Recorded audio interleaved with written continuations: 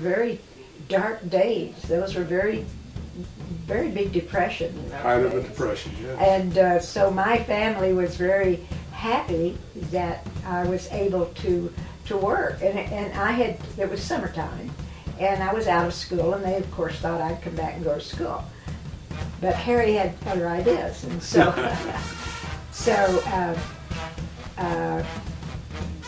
we decided that if I could go on with the band, of course, was paying for my sister's expenses as well. And that got to be very expensive. And so we decided that when Harry asked me to marry him, by the way, he was my first date. And so I just thought, I'd just like to say, would you like to go have a cherry Coke? And I said, sure, just like that. Well, Harry landed a job in 1937 with Benny Goodman, and you were performing around New York City at the time, in Greenwich Village, I guess, wasn't it? I was working with Bobby Hackett. And Bobby Hackett. And John Hammond came and saw you at the club, is that right? Well, almost. Almost. The way that really happened was Harry was working with Benny Pollock in Chicago. Okay. And your Mr. Spank, I'm sure he knew about that. Sure. And it was the Lincoln Gardens, I believe. And I was just doing club dates around Chicago. And one of Benny's brothers, heard Harry via air, and that's when Benny hired Harry. And of course, he left Benny Pollock to go with Benny Goodman to New York. And that's how we landed in New York. Okay, so Harry was hired first by Benny before you came in onto the picture. Oh, yes. Okay. So he had no idea that you and Harry were married, though, correct? You mean Benny? Benny Goodman. Yeah. He didn't know that you were married. At that time, no, because I was never around the band. I was usually doing club dates around town or something, and Benny was very much engaged in his own world. And so, for some reason, he didn't happen to know me. I didn't know him. I was not around the band very much because, as I said, I was working. Well, he had a rule that the band members weren't allowed to date or socialize with the vocalist. Was it that right? That's what I heard, because I think that was the primary reason that he let Martha Tilton go, because she married his manager, Leonard Vanderson. And I was not told that specifically by Benny, but the fact is that when he found out that I was married to Harry, it didn't seem to make any difference, because I was not involved. I think he rather liked that, because he didn't want his girl singers to get involved with his musician. Sure, I understand that.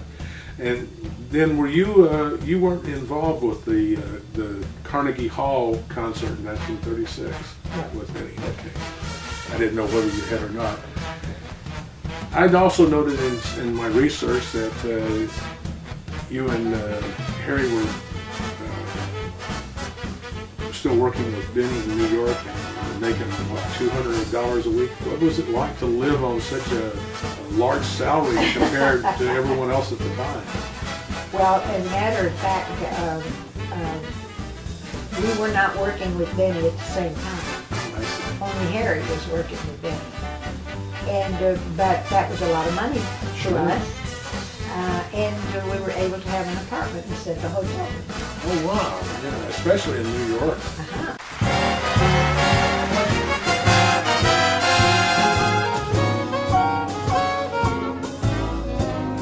There'll be a change in the weather, change in the sea. Before long, there'll be a change in me. My walk will be different, my talk and my name. Ain't nothing about me gonna be the same. I'll change my way of living, boy, if that ain't enough. Why, then I'll change the way I strut my stuff. Nobody wants you when you're old. There'll be a change in the weather, change in the change in me. My walk will be different, my talk and my name. Ain't nothing about me gonna be the same. I'll change my way of living, boy, if that ain't enough. Why then I'll change the way I strut my stuff. Nobody wants you when you're old and gray. There'll be some changes made today. There'll be some changes made.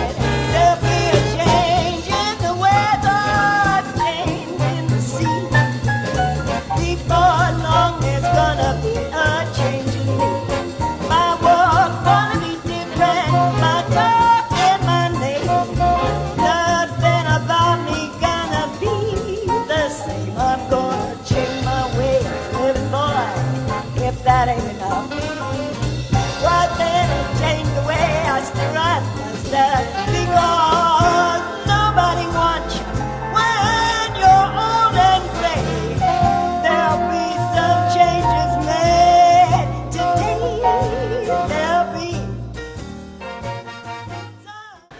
Well, in 1939, Harry James left Benny Goodman and started his own band. And he was playing at the Palomar, or the Paramount Theater in New York, I guess. And one day you were listening to the radio, and I guess you were listening to Harold Arden's radio show, or no? How did that go? Well, almost, but not quite. Okay. The way that was happening, Harry had spoken to Benny about going out on his own, and Benny had agreed to finance us for him to get started. So there was a lot to be done about putting a band together. And as you mentioned, Harry was still working with Benny, but on the side he was trying to put his band together. Okay. In the meantime, if a club date came up, or a wedding, or some, a way for me to pick up an extra $1, I would do the club dates.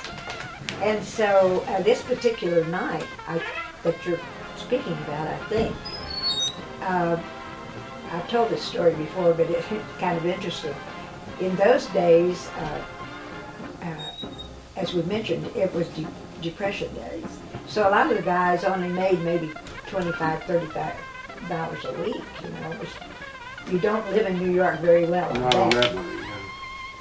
Harry was making a lot more than that, but at the same time, he was trying to put his band together, and he was very busy with that. And I was going to do a club date that particular night that you're referring to, I think. And Harry was just kind of, he was lying across the bed, actually, and kind of thinking about trying to figure out how to get stands for the band. And we had the little radio speakers in our rooms in those days. And I heard this guy singing, and he was looking for a boy singer. At that time, I thought I'd be singing with the band, so I wasn't listening for girl singers. Sure. And so I heard this kid singing, and I just said, honey, you might want to get up and listen to this kid. He sounds like a good singer. And I went on to work. I didn't know for a long time, maybe several weeks, that he had gotten up, called a couple of the guys in the band, Claudia Bowen and one of the trumpet players, and they went over to New Jersey, and he had listened to the radio show and found out where it was coming from. And they went over to this club, the Rustic Cabin, and asked to see the singer. And the story that he told me about, they said, we don't have a singer, but we have singing waiters. It turned out that they called this boy over and found out who was doing that singing on that particular show, and signed him up that night. And that was Frank Sinatra. Turned out to be a pretty good singer, didn't he? Frank Sinatra was one of the biggest show business attractions of the 20th century, with a career spanning a half-century. He developed from an idol of swooning, squealing teenage girls to a matchless entertainer for males and females of all ages, a a nightclub performer, motion picture actor, top recording artist, TV star, leader of the Klan, and potent force in show business. The Voice did it all without a single acting or singing lesson. Early on, he played with Harry James and Tommy Dorsey. He patterned his singing style after Dorsey's trombone phrasing. He won nationwide acclaim with early recordings. People will say we're in love. That's wonderful. No. What's the next line? Keep moving. You're a hell of a target. What's the next line?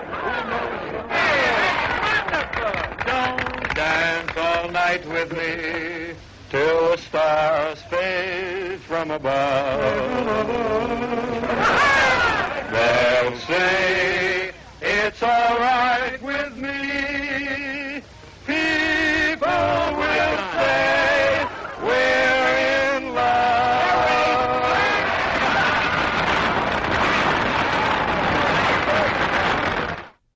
It sure did. Now, I understand that they spent a couple of days trying to negotiate with Frank about whether or not he was going to change his name. Absolutely. In those days, every professional singer tried to get a catchy name. I guess my maiden name was catchy enough because they didn't try to change my name. But Harry suggested to Frank that he change his name to Frankie Satin. Frankie Satin. And I was not there, but I was told that did not sit very well with Frank. And he said, you know, it's my name or none. And it turned out to be a very good name. Good choice then. Well, Frank only stayed with Harry James for a short time before he joined Tommy Dorsey. I guess Frank's wife was pregnant at the time and he needed more money, or what was the story with that? Well, as I recall, I don't believe Nancy was pregnant at that time. She did get pregnant a little bit later because we were pregnant at the same time with my oldest son, and she was pregnant with her cute daughter Nancy. I think it was just a matter of Harry was just beginning, and it was yet to be decided whether he was going to be a hit or not. And we were only paying him, I think we were paying him $75 a week. And when Darcy heard him, I think he ordered a check on what he was making, and I think he kicked it up to $100. I'm not sure about that figure, but he at least said he would pay him more. And so Frank decided to take that job, and Harry tore his contract up. This is Inner Jazz, where music has found its way.